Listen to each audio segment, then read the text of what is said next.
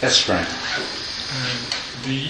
If everything is the result of past action, karma, ripening, then there's a theory that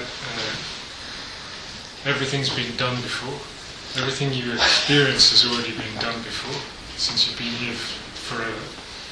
So then how do you have a brand new experience, such as realizing the true nature of reality? Let's examine the suppositions here behind the question. Well, first of all, the question is that if everything is a result of past actions, I'm not sure how that fits into the other part of it, but you said if everything's a result of past actions, then everything's been done before? Well, given that you experience the result of something you've done before, and then that creates like a cycle, then the result comes. And since you've been here forever, then you're just going around the same patterns, roughly. But then suddenly something brand new that's never ever happened before happens. How is that possible to be a result of a seed which can only have come from something which is a habit? Okay, so, all right. How can something new happen if everything that happens is the result of past actions, or, as you said, is the result of a karmic seed? But okay, well, let's examine that. Okay, now, so there are some assumptions here. There's assumptions that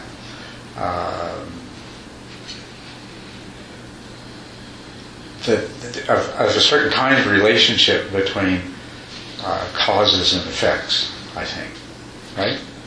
Because for something new, for there to be a question about something new happening, then there must be some sort of assumption that the only thing that can happen is something that has happened before. Well, the result is similar to the cause in a karmic seed ripening. The result, and suddenly there's a moment where something which doesn't contain ignorance happens. So there's a supposition that causes and effects are very similar, not sort of similar, but precisely similar. Okay. Well, if that were the case, it would be hard to imagine anything new happening, that's for sure. But why would we assume that causes, in this case you're talking about karmic causes, why would we assume that causes and effects are that similar? If it's not the case, then there's absolutely no reason to keep any ethics, because the result has absolutely nothing to do with the cause. So the only reason for behaving ethically is that if you do something to me, somebody's going to do exactly the same thing to you? No, but it's more in the fundamental side that if you refrain from harming others, then you will experience a lack of harm yourself. Or if you want to have a calm state of mind, then you would deliberately avoid disturbing others' minds in order to have a calm state of mind yourself to benefit meditation. So in that way, the result is similar to the cause. Okay, well, it's still very similar to the same thing. You don't harm others so that you won't be harmed, because if you did harm others, then you would be harmed. And you are respectful of others' mental peace and calm so that you'll be able to enjoy the same thing in the future. And but the suggestion that if it were not for that, there wouldn't be any basis for ethics and morality, that seems, to me, that is a gigantic jump. It means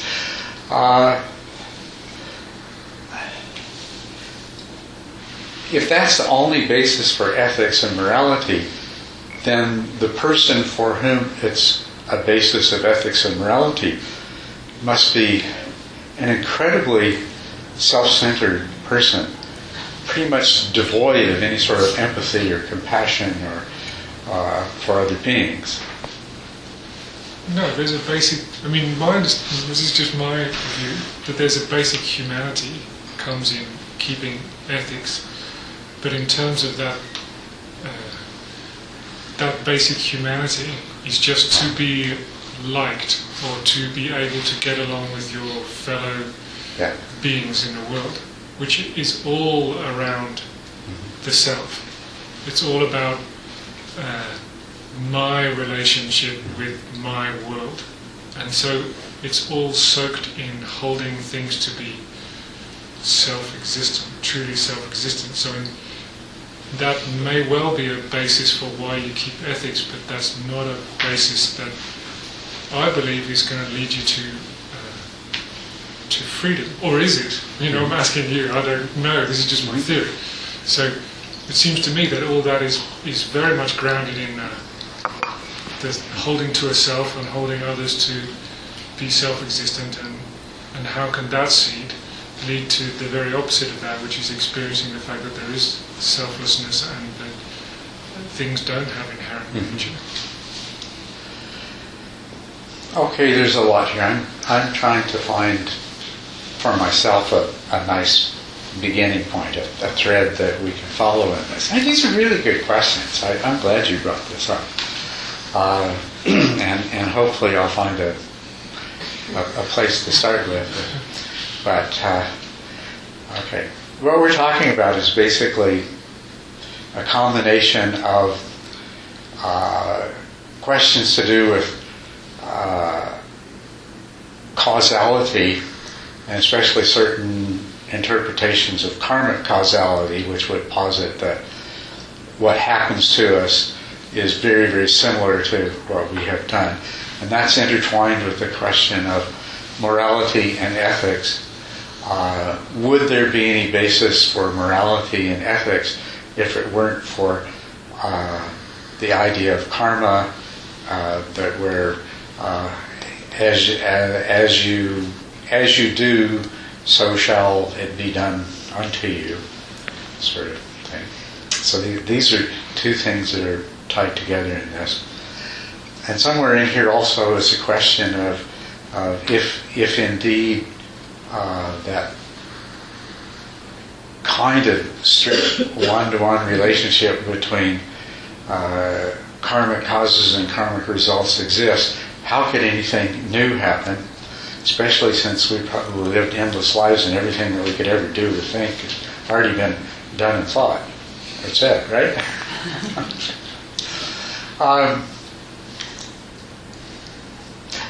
I would have to say this is a really good exposure of the problems in some of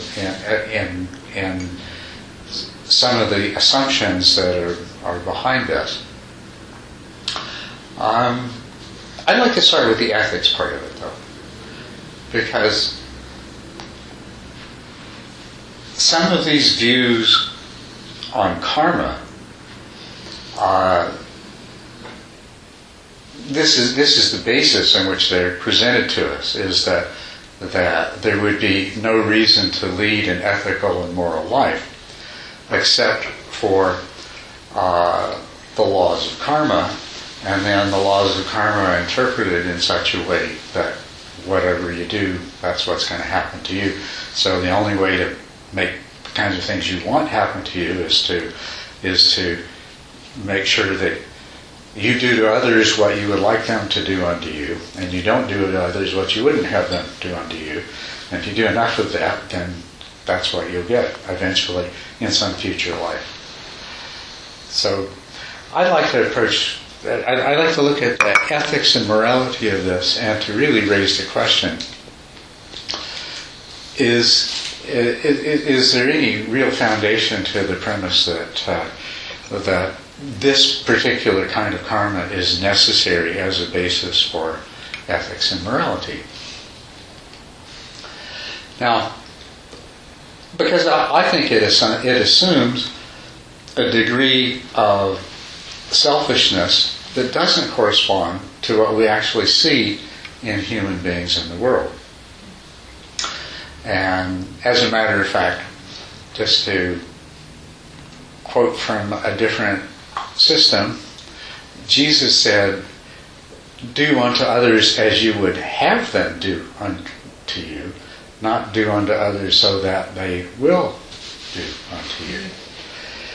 And I think the whole basis of that teaching, there was not a presumption of karma.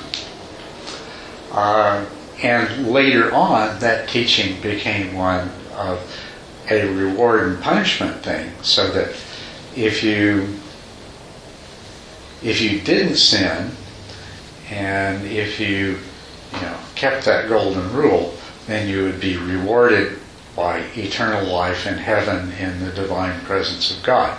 And if you did, you would, if you didn't keep that and you did sin, then you would suffer eternally in hell. But that actually, from what I can tell, wasn't really what Jesus meant to say when he was saying this. He was talking about something that comes from the heart, from the sense of love and compassion. Some people would say there's no such thing as altruism.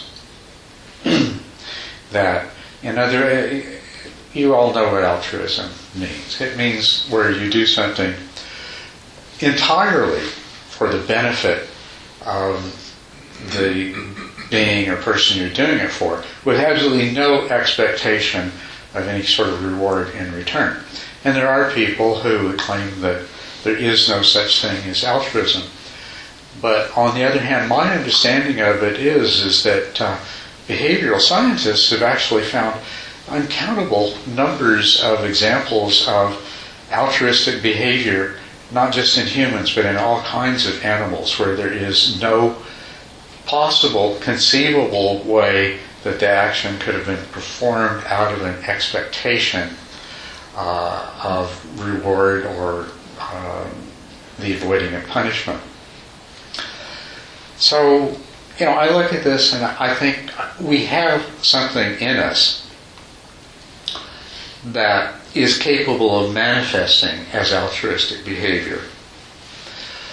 We are capable of experiencing love that is not the selfish, sexually motivated love or the selfish, possessive love of our children and things like that, but we are capable of the kind of love that the Greeks called agape.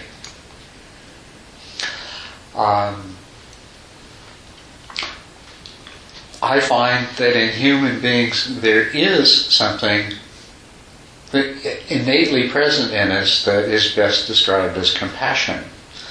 That we see suffering in another, and we can relate to that on the basis of our own suffering. But we want to relieve the suffering of the other, and it's not because of a fear that we're going to have the same suffering or a desire to avoid that suffering. It doesn't even, it can come, but when I'm talking about true compassion, it doesn't even come out of a desire to eliminate the suffering of the other so you no longer have to endure the sympathetic sort of experience of the suffering in others. You see, I believe that we have a capacity for altruism, for love and compassion, and that probably played quite a major role in the way the world worked before societies got large enough and complex enough and individuals became anonymous enough that we need to construct systems of ethics, which we created rules so that, and the rules are that if we don't want to be killed when somebody gets mad at us, we make a rule in society that says that you don't kill people just because you're mad at them. And then we enforce that. And all of the other rules of society, which basically are a reflection of laws and social ethics are entirely self-centered and selfish. If I want to be able to live in a large community of other people without suffering at the hands of others too much, we need a system of laws and ethics and rules that are relatively stringently enforced to protect us. But I think that that's a function of large groups of people living closely together. I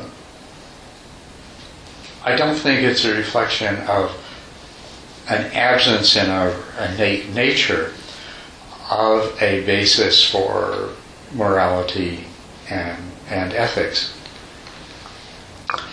Now, it's true that if you fear heaven and hell, or if you fear, I guess it's hell you would fear.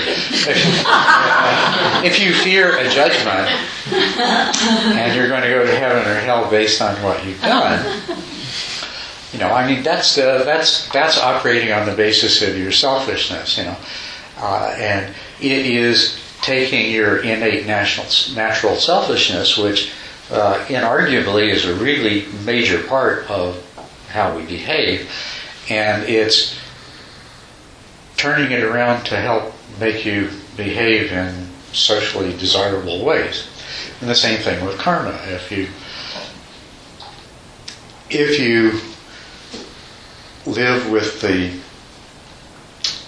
fear of experiencing the consequences of your karma, you'll behave yourself. And if you can't hope for the prospect of rewards if you behave well and treat other people well, then this is a selfish motivation. But I don't think you need either one of these things.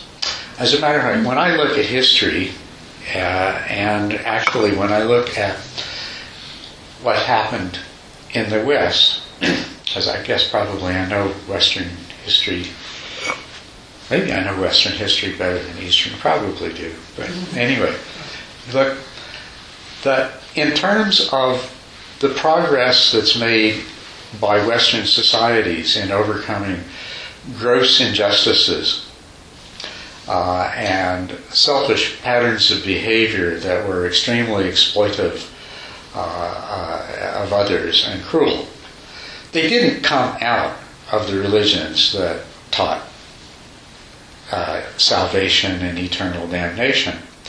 They actually came out of humanist movements, most of the proponents of which were either agnostic or atheist. So the evidence of history in the world is that it's not the religiously driven fears of heaven and hell, and I would suspect it's also not the concern with experiencing karmic results that is primarily responsible for what goodness that we do see in society. Although I don't deny that both of these are useful tools in keeping, to a certain degree, keeping societies in line and making people behave. But I would argue that this law of karma is not the basis for human morality and ethics. And to the degree that it's used that way, and to the degree that a person would respond to that, what they're doing is they're reinforcing in themselves their own selfishness, their own self-centeredness, their own conviction that they are a self-existent entity, and that the other beings and the other entities in the world they interact with are self-existent, substantially self-existent from their own side. So I don't even feel that this particular doctrine is very useful. I know that what happens when somebody attains a degree of realization, that there is a profound decrease in their self-centeredness, in their sense of separation. And that has the effect of making those innate qualities that I sense are already there in all people to some degree, they become far more pronounced as a person becomes less self-centered, as a person comes to understand their own, the emptiness of their own self. Compassion manifests, love manifests, they behave more altruistically. Their reluctance to do things that are harmful to others is diminished enormously, and it has nothing to do with the fear of any kind of karmic consequences to be experienced in the future. It comes internally from a sense of it being the only thing to do, the only way to be.